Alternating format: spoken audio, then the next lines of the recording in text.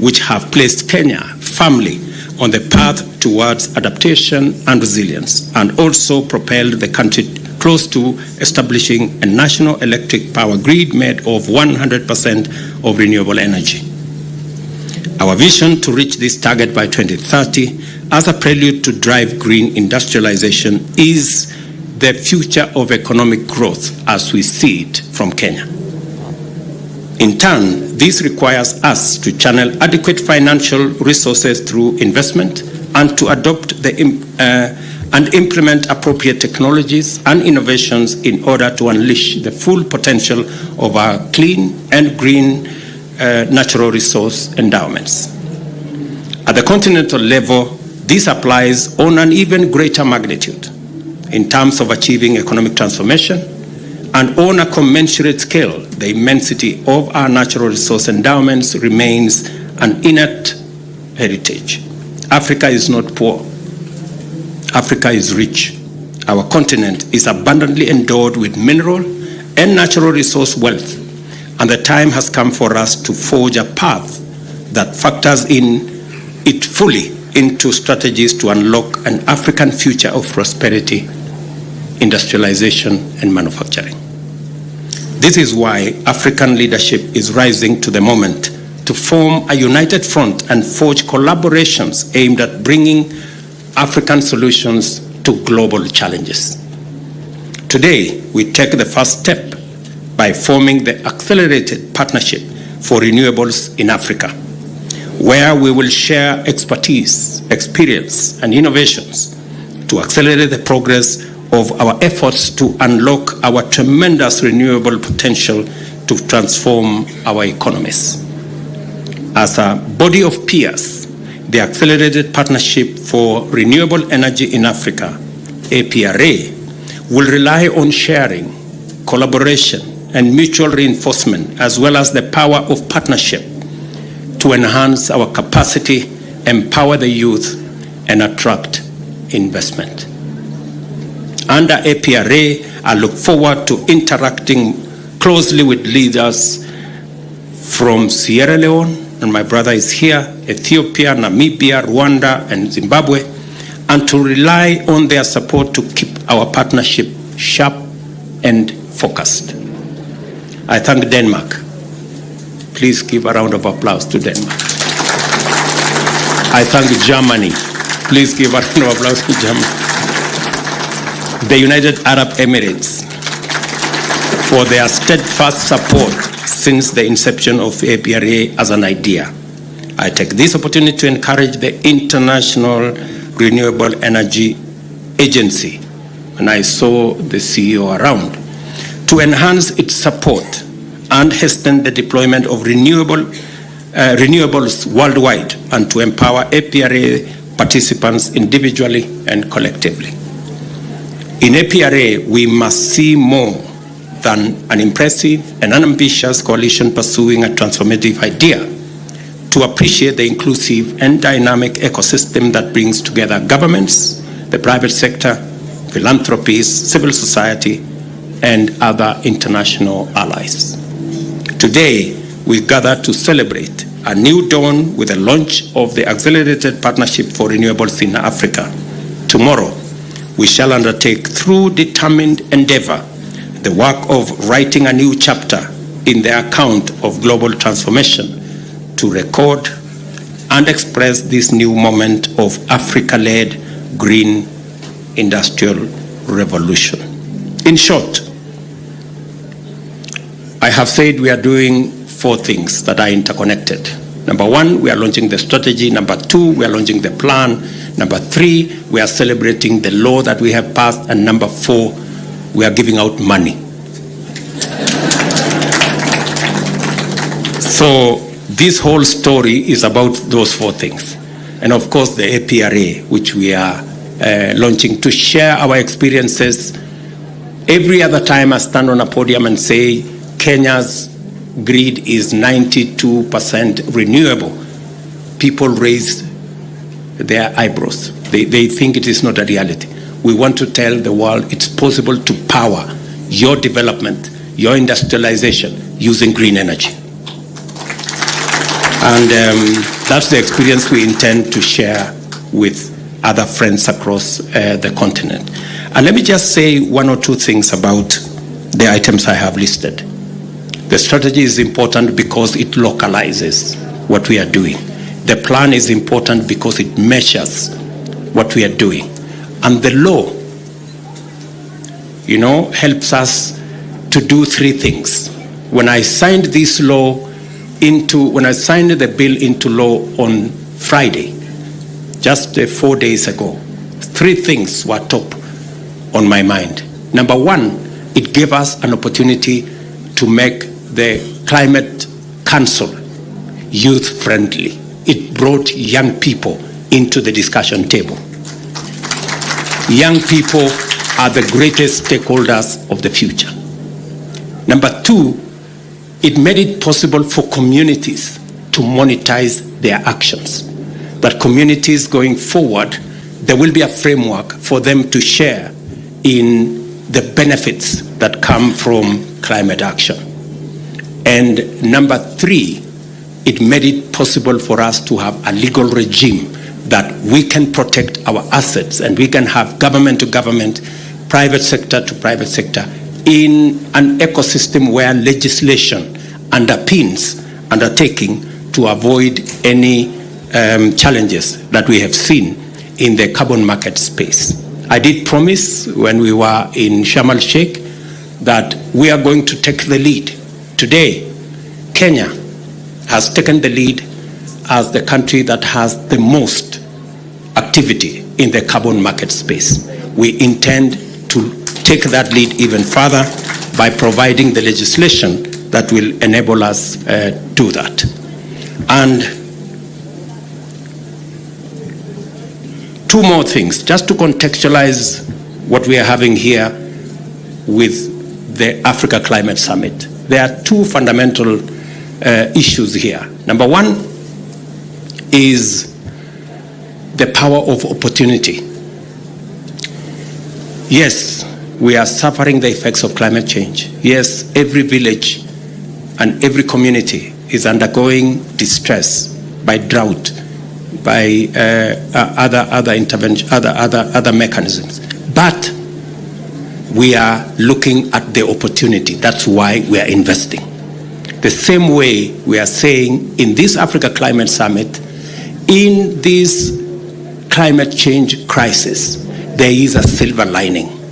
And the silver lining is that we have opportunity to unlock the renewable assets available in our continent, whether they are minerals, whether they are energy, whether it is our young people, whether it is through smart agriculture, our arable land resources. We have an opportunity to turn the climate crisis into an opportunity for our continent.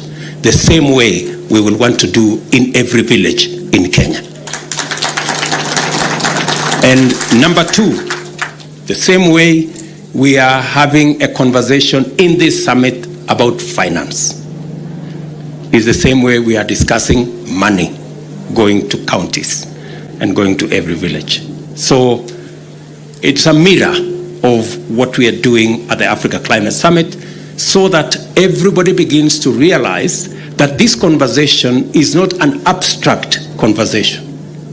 This is a real conversation about real issues, real people, real situations, and real opportunities.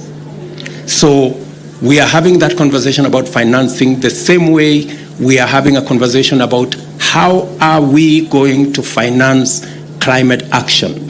How are we going to raise the resources to unlock the potential in renewable energy, the potential in green minerals, the potential in the global workforce that is the African population, the potential in 2/3 of the world's arable land being in this continent. How do we unlock that? We need resources. And we are making concrete proposals on how we can do that. We can use SDRs, we can use the balance sheet of the MDBs, we can discuss carbon tax, and we are going to be making very concrete proposals on how to raise that money. The same way we are having a concrete discussion here about the partners that are working with us to raise the resources that will go to the counties. One final request I want to make to my governors. As you know, ladies and gentlemen, whenever there is money for you, I do my very best to release that money. You are witnesses, even if you don't want to agree. Right?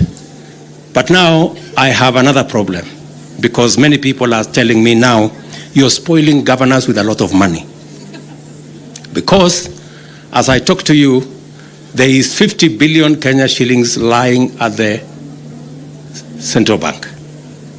My request to you is, please spend this money. I mean, if you spend this money, we will have many Kenyans who are either suppliers or programs roll out, and now I am going to add you more money. So my request to you is, let us make sure that we roll out our programs, we spend these resources. It's good for our economy, and it makes me also collect more tax so that I can do what I have to do. So that is my request to you, because as I push the people in Treasury, they normally remind me, tell your colleagues to spend the money. We are spending too much money guarding it at the central bank. So please, if we can all do that, it will be very good. I wish I was in your situation where somebody is telling me spend money. So let me say again, when I had a conversation with the Council of Governors on this subject, and the chair and her team came to see me, we were very clear on what we need to achieve.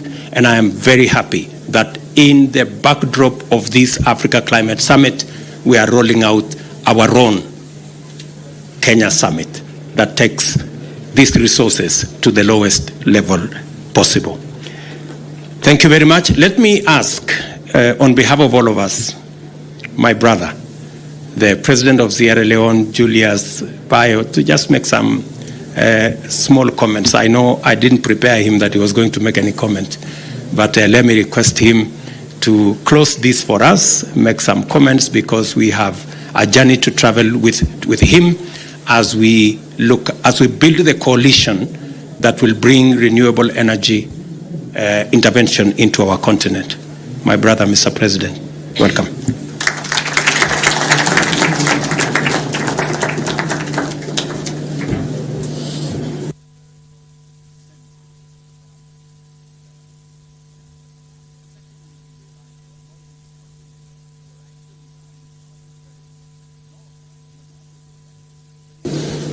Your Excellency and dear brother,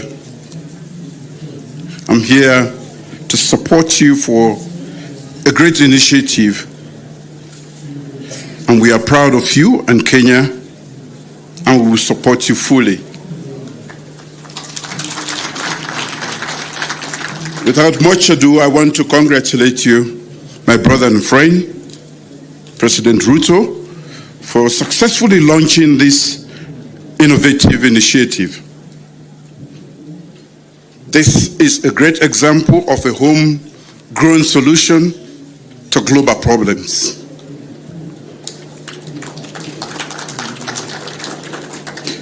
When the world creates a mess, we have to find a way at home to solve them. No excuses, because we are an integral part of the world.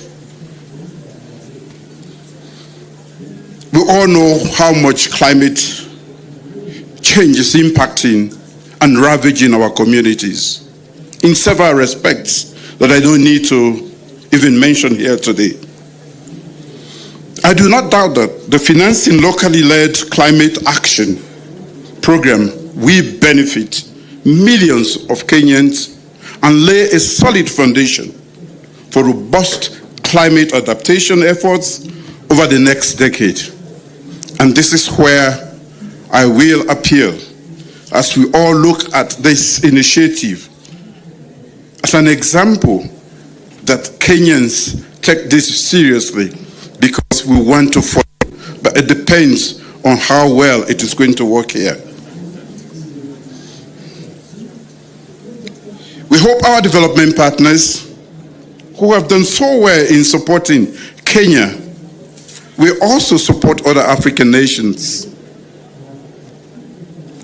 Across our continent, we are experiencing definitely a heart-wrenching tales from increased storm surges, especially in Sierra Leone, flash floods, drought, high winds that are accompanied by pollution, landslide, mudslide, as we experienced some years ago. For us in Sierra Leone, these are not merely stories, but stern warnings. We are at a crossroad in making tangible decisions to move from policy statements to taking concrete action to combat this global menace of climate change. Transformative actions taken by the Kenyan government to reduce community-led vulnerability and build resilience to climate change impacts through the FLOCA initiative is a laudable step from policy to action. Sierra Leone is among 20 of the most vulnerable nations in the world to the effects of climate change. The impact of climate change is real for us, and we continue to experience all the things that I've spoken about: biodiversity loss, deforestation, coastal erosion, mudslides, etc. In Sierra Leone, if we do not act on time, we definitely lose valuable ecosystems and its attendant problems of displacement of people and also loss of livelihood. My government recognizes the threat posed by climate change and has taken necessary steps and actions to minimize the potential for further damage. Our actions in Sierra Leone respond directly to the overall objective of the UNFCCC's National Adaptation Plan guidelines for reducing vulnerability to the impacts of climate change by building adaptive capacity and resilience of the country and facilitating the integration of climate adaptation into relevant existing and new policies, programs, and activities. Our initial NAP also gives guidance and provides information on action to reduce climate change vulnerability regarding water resources, agriculture, and food security, public health, coastal zones, and communities across the country. We are implementing a coordination and reporting mechanism for all climate-related activities and projects of government, ministries, departments, and agencies to facilitate and coordinate the country's climate change programs and projects to be developed in line with national programs and the SDGs and outcomes derived from the UNFCCC process. The range of adaptation options has been well defined through systematic and bottom-up national level consultative processes. The process has been a significant achievement in raising awareness, building technical and institutional capacities, and integrating adaptation concerns into national development dialogues. I look forward to bilateral South-South cooperation with our friends in Kenya to undertake the necessary assessments and formulation of a similar program in the near future. I'm already following in your footsteps. So make sure you step properly so I know where to step after you. We hope our donor partners will be encouraged to support this a learning model among African nations. Such cooperation could shorten the time for design of various programs. It could also help countries move faster in developing bankable projects to crowd in more significant private investment flows. Thank you.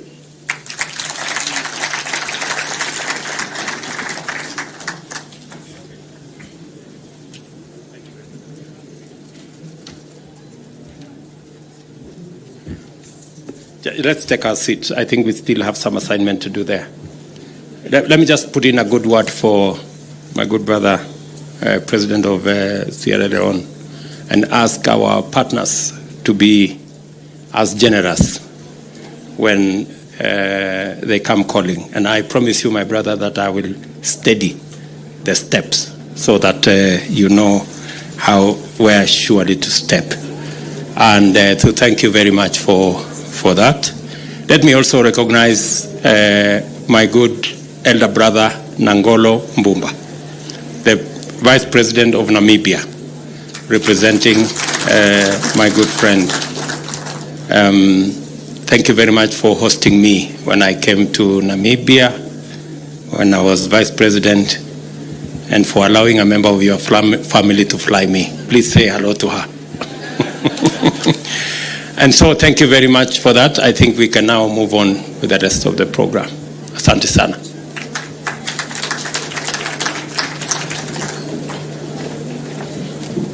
We'll now move on to the launch, and I'll request that we have just the leadership to join His Excellency the President, and I'll count down from 5 for us to now have the unveiling, but we'll do that for the sake of photographs. Let's have them there. Then after that, we'll hand over the check. So I'll count down to 5 before we press the buzzer for the unveiling.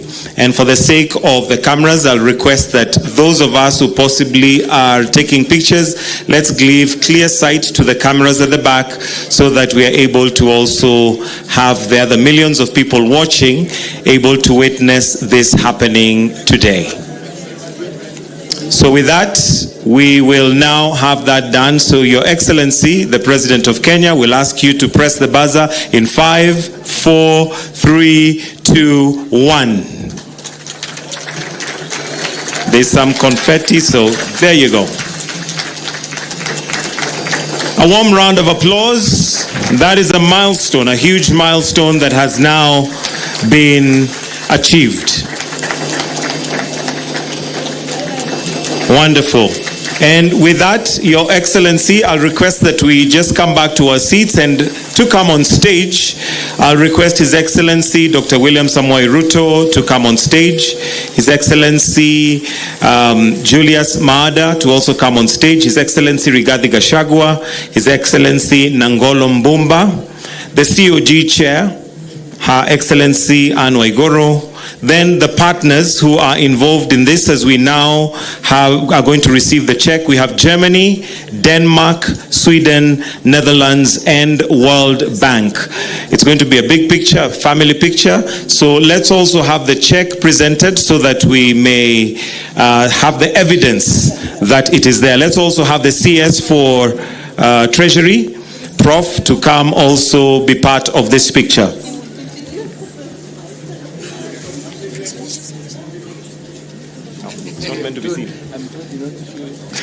All right, so it's not meant to be seen. No, not now. It has to be displayed. It has to be displayed when it is required. But isn't this the time to display it?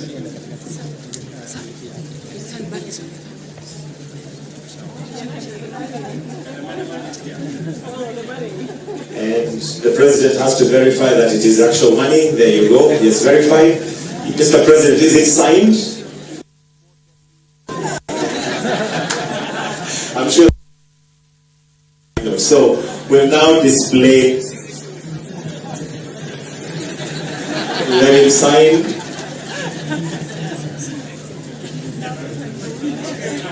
And there we have it. So the COG Chair will receive it on behalf of the counties. With a warm clap, please. Wonderful, wonderful. with that, we may then exit the stage. I'll request that we all be upstanding now, as we have come to the end of this particular session. Maybe Thursday after your guest leave. Okay. Thank you, Your Excellencies. So with that, we have come to the end of this particular session, so I'll request that we remain standing as we now allow the presidents, the vice president and deputy presidents to leave, and the rest of us will leave according to the protocol. Thank you very much. Do have yourselves a good afternoon. President William Ruto there, flanked by his Sierra Leone counterpart Julius Maada, and also a host of other leaders, including representatives from a number of countries, during the launch of the Climate Change Amendment Act 2023, which he appealed his signature, and also the FLOCA County grants. FLOCA meaning Financing Locally Led Climate Action Program, which is a fund that encompasses over 2.13 trillion Kenya shillings from the UK government that will go towards ensuring that we have climate mitigation programs at the grassroots level. And also the program will focus on capitalizing the national and county climate change funds, building county level capacity for planning, budgeting, reporting, and implementing of local climate action in partnership with communities. It will also assist in strengthening of the national level capacity for coordination, monitoring, and also reporting. Remember, this will all cascade down to all the 47 counties. Well, we still at the KICC, and we are also crossing over to the main hall where we were having the official launch of the Africa Climate Summit for more. Let's cross over to the Savo Ballroom.